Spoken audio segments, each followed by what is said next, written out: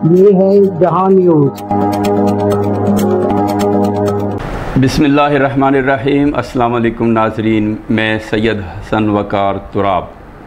गुज़िश्ता दिनों जो चंद ऐसे पेचीदा मसाइल सामने आए आलमी सतह के और इस्लामी ममालिक के हवाले से, उस से निमटने के लिए दोहा में कॉन्फ्रेंस हुई। कॉन्फ्रेंस में जो ममालिक बढ़ चढ़ कर जिन्होंने हिस्सा लिया या जिन्होंने बड़ी तजावीज़ पेश की और मुत्तहिद रहने की बातें की, उनमें पाकिस्तान सर फ़हरिस्त रहा और पाकिस्तान के साथ साथ ईरान ने भी बड़ा मुदब्बराना और पुरजोश अपना वलवला जो था वो उसका इजहार किया।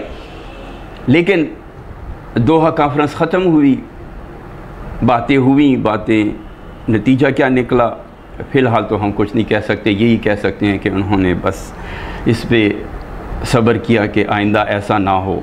अमेरिका नाराज़, अमेरिका ने इनको बावर कराया कि अभी आइंदा ऐसा कोई रद्द वो नहीं होगा, हमला नहीं होगा। बहरहाल मुस्तक़बिल का किसी को नहीं पता, गैब का इल्म कम से कम जो मौजूदा लोग हैं उनमें से किसी को नहीं होता। तो अल्लाह ने इतना अगर इल्म किसी को दिया है तो इस वक्त तो ऐसी कोई हस्ती नहीं है इंसानों में कि जो बता सके कि आइंदा क्या होने वाला है और क्या रिज़ल्ट आएगा। बहरहाल अच्छे की उम्मीद रखनी चाहिए हमें। ये जो इस तरह के मराहिल होते, इम्तिहानात होते हैं, इनमें अगर कोई चाहे तो वो उठ खड़ा हो सकता है। कल परसों कहीं बात हो रही थी तो एक हमारे दोस्त ने कहा कि अक्सर ऐसा होता है कि वो लोग ज़्यादा कामयाब हो जाते हैं जो बिल्कुल ज़ीरो पे आ जाते हैं, यानी ज़मीन बोझ होने लगते हैं और उसके बाद उनको थोड़ा सा एहसास होता है कि मैं गफलत के ख्वाब देख रहा हूँ या ख्वाब सो रहा हूँ, तो मुझे उठ खड़ा होना चाहिए और मेहनत करनी चाहिए। अभी ये जो हुआ, कतर में हमला हुआ, किसने किया, क्या हुआ, किसकी, ये तो हो नहीं सकता कि किसी को पता नहीं था और कतर पे हमला हो गया। अब हमले के बाद हमें कतर समेत तमाम अरब ममालिक को क्या करना चाहिए, अपने आप को तैयार रखना चाहिए और इस चीज़ से अंदाज़ा लगा लेना चाहिए बखूबी कि हमने जो अपनी जो हिफाजत के इंतज़ामात गैर मुल्कियों के हाथों दिए हुए हैं, आया वो हम मुस्तक़बिल में वो हमारे किस तरह काम आएंगे या इसका नतीजा उलट भी हो सकता है। ये इतना इंसान जानता है, यानी ये कोई गैब का इल्म नहीं है, इसका अंदाज़ा हर कोई लगा सकता है कि जो आपका दुश्मन है वही आपकी अगर हिफाजत पैसे लेकर कर रहा है तो वो क्या मुमकिन है। उससे आपको अगर एक इंसान, वो सादा अल्फाज में कहते हैं कि ताड़ में है, इस मौके की तलाश में हो कि ये कोई गलती करे तो ये सारा जो इसका पैसा है, दौलत है, ये मेरे कब्ज़े में आ जाए, तो आप उससे खैर की तवक्को नहीं कर सकते। इसलिए आपको, अगर आप कमज़ोर हैं, किसी हद तक आपको ज़रूरत है उसकी, तो आपने अपनी आंखें और दिमाग संभाल कर रखना है, तभी कोई अब बचने के चांस हैं, नहीं तो किसी भी लम्हे कुछ भी हो सकता है। बहरहाल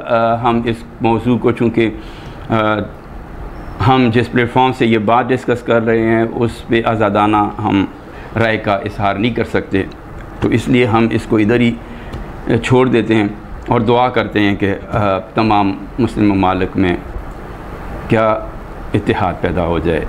और ईरान ने क्या खूब कहा कि अगर किसी के लिए नहीं तो कम से कम अपने बचाव का ही वो कर लें, इंतज़ाम कर लें कि अपने आप को बचाने के काबिल तो हम हों, किसी की मदद तो दूर की बात। तो नाज़रीन, हम इस मौजू को फिर कहीं डिस्कस करेंगे, शायद किसी और प्लेटफॉर्म पे। अब आते हैं हम एक और मसले की तरफ, वो है पाकिस्तान और भारत का जो आपस में अभी जंग होने के बाद हालात सरहदों पे तो इतना कशीदा नज़र नहीं आ रहे, लेकिन जो मैच हुआ ये चंद दिन पहले यूएई में, वहाँ मैच पाकिस्तान तो जो ज़ाहिर था, पाकिस्तान की टीम इस वक्त इतनी कमज़ोर है कि किसी को ये, इस बार वो जो चैनल्स पे बड़े वो होते हैं, मेले लग जाते हैं और बड़ी बड़ी बातें की जाती हैं, मुझे लगता है कि इस बार वो भी प्रोग्राम नहीं था, ऐसा कोई इंतज़ाम नहीं था। बहरहाल पाकिस्तान हार गया, और हारने के बाद जो इंडिया ने किया वो इंडिया का अपना ज़र्फ था। इंडिया ने हाथ मिलाया नहीं, इंडिया के खिलाड़ियों ने उनको बताया कि ये भेजा गया होगा कि इस तरह करना है। अब देखें, हमने पाकिस्तान ने, अफवाज पाकिस्तान ने उनको जलील किया मैदान जंग में, वो बिल्कुल चल ही नहीं सकी उनकी कोई बात। वो झूठ बोलेंगे, जिसको शर्मिंदगी होती है वो छुपाने के लिए उसको, अब वो सारी उम्र झूठ बोलते रहेंगे। तो मैं तो ये, मेरी तो ये राय है कि पाकिस्तान को खातिर में नहीं लाना चाहिए था। क्या वो हमसे हाथ मिलाते, हमें हाथ मिलाना चाहिए था? वो हमसे हाथ मिलाते भी तो हम उनसे हाथ मिलाने क्यों मिलाएं? अगर हम वहाँ, वो हमारे पाकिस्तान में दाखिली यानी हमारे अंदरून क्या उसको कहें, हमारी सरहदों के अंदर आकर अपने प्रॉक्सीज़ के ज़रिए यहाँ दहशतगर्दी करवाते हैं, तो हम वो हाथ मिलाएं, हम ना मिलाएं। फिर हमारे गलत जो मशवरे देने वाले होते हैं, पता नहीं उन्होंने इस चीज़ को उछाला कि हमारी बेइज्जती हो गई। आप तो इस चीज़ को किसी हिसाब में ही ना लाएं। उन्होंने हाथ नहीं मिलाया, आपने इशू बना दिया। आप तो शुक्र करें, अगर वो हाथ बढ़ा देते तो आप क्या करते? आप गले लगा लेते। रोज़ाना वो हमारे फ़ौज के जवानों को मार रहे हैं, रोज़ाना हम उनकी वो कर रहे हैं कि जो ये फितना, ख़वारिज का फितना है, वो स्पॉन्सर्ड बाई भारत है।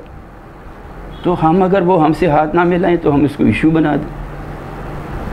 कुछ तो हमें सोचना चाहिए कि हम कह क्या रहे हैं। और फिर अब बात हो रही थी कि आइंदा उसके हम मैच से बॉयकॉट कर लेंगे, मैदान छोड़ दें। भारत अपनी खफ्त मिटाने के लिए वो तो ये करेगा। आपने अगर बात भी करनी है तो इस तरह करें कि उसके पास अब कोई चारा नहीं है तो वो और क्या कहे। उन्होंने तो उधर ग्राउंड में अपनी फ़ौज को खिराज तहसीन पेश किया। आया उनकी जो आवाम है वो इस बात को मानते हैं?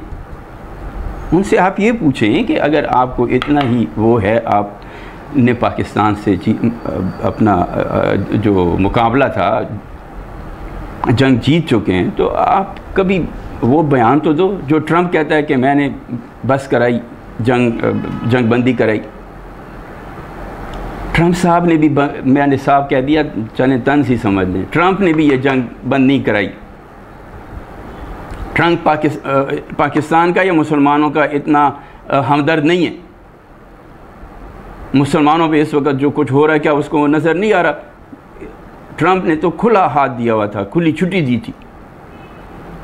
वो तो ये कहता रहा कि जी ये आपस में तारीख़ी इनकी जंगें हैं, तारीख़ है उनकी कि ये आपस में लड़ते रहते हैं, हमेशा लड़ने दें उनको।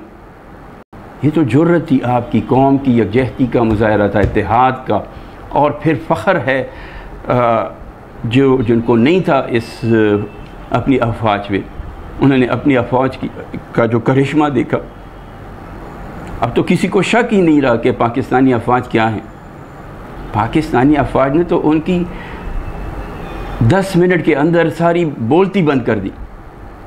भारत मजबूर हो गया, भारत का पसे पुश्त जो हाथ था वो मजबूर हो गया कि बंद करो, मेरी बात मानो, नहीं तो ये तो 10 मिनट और गुजरेंगे तो सिर्फ सफ़े हस्ती से मिट जाओगे। इतना इंसानियत, इंसान दोस्त और इतना हमदर्द और इतना मजलूम का साथ देने वाला भारत या ट्रंप, ये कभी नहीं हो सकता। वो तो चाहते थे, भारत तो चाहता था कि मैं अगले चंद घंटों में पाकिस्तान को क्या कर लूँ, टेक ओवर कर लूँ। तो उसको कैसे ख्याल आया कि मैं जंगबंदी पे इतनी जल्दी राज़ी हो गया? वो इसके राज कुछ और हैं, वो अल्लाह बेहतर जानता है और जिसने ये किया वो जानते हैं।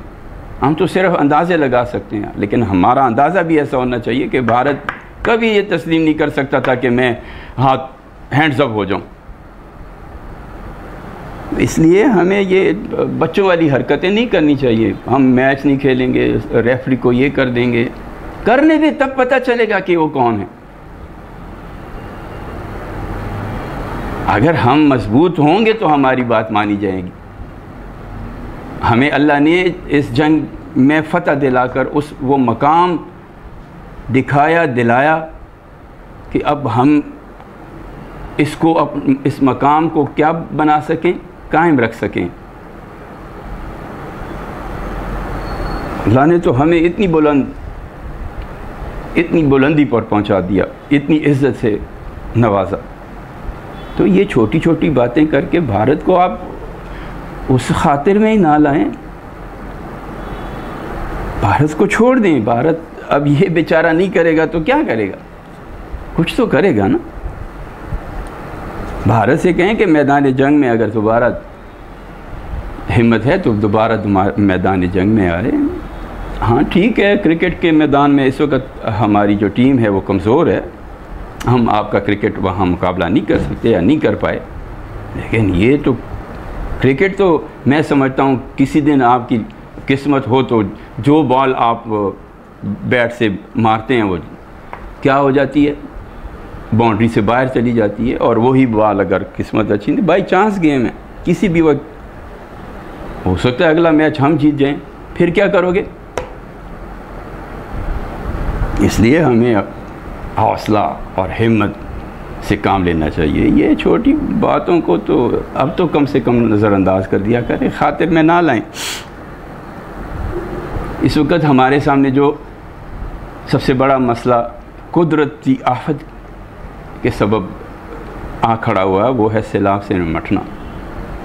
इतना पानी आया, इतना हमने अपनी जो एनवायरनमेंट है उसको चेंज कर दिया। हम जो गलतियां यहाँ कर रहे हैं, जिन चीज़ों से हमें निपटना है, जिस तरफ हमें तवज्जो देनी है, उस तरफ हमारी तवज्जो नहीं है। लाखों लोग बेघर हो गए और कितने मकान डूब गए, सफ़े हस्ती से मिट गए पानी की वजह से। सैकड़ों लोग जो हैं वो पानी में बह गए। अब आइंदा इन चीज़ों से बचने के लिए हमें प्लानिंग करनी चाहिए। हम इसमें भी एक दूसरे पे इतराज़ करते रहते हैं। मरियम साहिबा इतनी मेहनत कर रही है, लेकिन फिर भी पता नहीं वो क्या हो जाता है, वो तंज करने से बाज नहीं आती। उस दिन उन्होंने तंज किया तो वो उस पर फिर पता चला, हामिद मीर साहब ने कहा कि जो तंज उन्होंने किया उस वक़्त तो जिस पे तंज कर रहे थे उसकी हुकूमत ही नहीं थी, उनके चचा शहबाज शरीफ साहब की हुकूमत थी।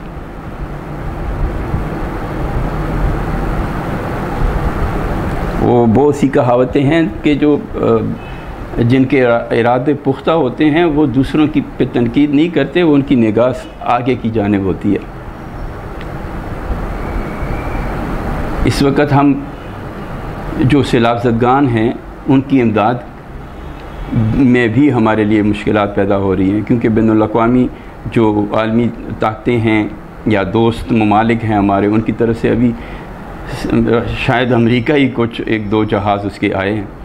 मुझे तो नहीं, या हो सकता है मेरे इल्म में ना हो, लेकिन किसी ने हमारी मदद के लिए कोई आटा या चावल या कंबल शंबल भी नहीं भेजे। अल्लाह खैर करे। हमें अपने कदम जमाने चाहिए और अपनी जो ताकत है हर शोबे में उस पे भरोसा करना चाहिए। हमारा भरोसा अपनी ताकत पे हो तो हम कामयाब होंगे। अगर हमारा हाथ दूसरे के सामने फैला रहेगा तो हम फैलाते रहेंगे, तो फिर हम अपनी इज़्ज़त नफ्स को क्या नहीं बना सकते, हमारी कोई इज़्ज़त नहीं होगी। इसलिए हमें सोच समझ कर हर कदम उठाना चाहिए। इस वक्त ज़रूरत इत्तेहाद की है, इत्तेफाक की है, और जो संगीन तरीन सैलाब के अलावा मसला बनता जा रहा है वो दहशतगर्दी का हो रहा है। हमारे जवान, हमारे फ़ौज के अफसर आए रोज़ ख़वारिज के हाथों, वो जो भी हैं वो क्यों इतने ताकतवर हैं और हम क्यों उनका निशाना बन रहे हैं। इजाज़त चाहूँगा। अल्लाह हाफ़िज़।